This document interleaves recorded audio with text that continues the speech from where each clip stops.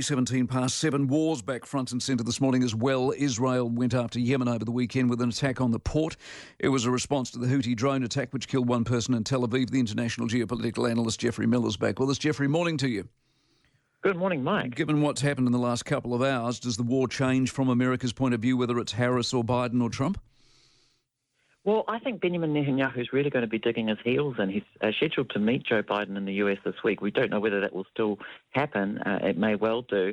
But Benjamin Netanyahu, I should say, has got every incentive to just sit this out and wait for the US election, because there's every chance that Donald Trump will be in the White House. And Donald Trump is very much going to be backing Israel to the hilt on this. So if Benjamin Netanyahu can get through the next 6 months, things are going to be looking better for him. Back here and now, does Israel have the resource to continually go after Hamas and the Houthi, and if it explodes wider, to take that on as well?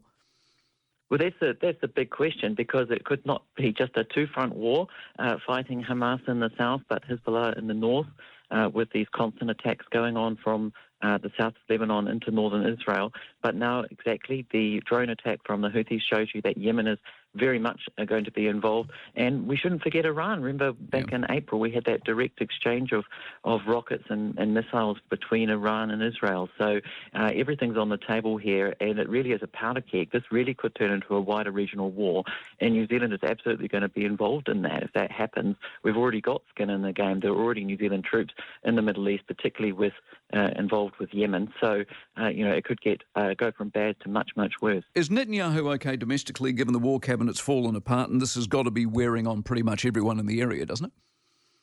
Well, Netanyahu's got through this far. No one thought that he would probably last as long as he has. He's got through virtually the Knesset session ends at the end of the week. If he gets through to then, I think he's got just every incentive just to wait it out, and I think his coalition will be backing him. They'll be seeing the polls in the United States that show a Trump victory more likely than ever. I mean, we wait and see what the first polls show with Kamala Harris, presumably now the Democratic nominee. But there's every chance that Donald Trump and J.D. Vance will be in the White House come January. And while they are isolationists in some respects, they're not isolationists when it comes to supporting Israel. They'll be backing Netanyahu to the hilt. Only got 15 seconds. That court ruling over the weekend, I'm assuming, means nothing? It's symbolic. No, you won't solve this Israeli-Palestinian crisis through the courts. It's going to be a political solution in the end, but it's highly symbolic. Good stuff, Geoffrey. Nice to talk to you. Geoffrey Miller, international geopolitical analyst. Right.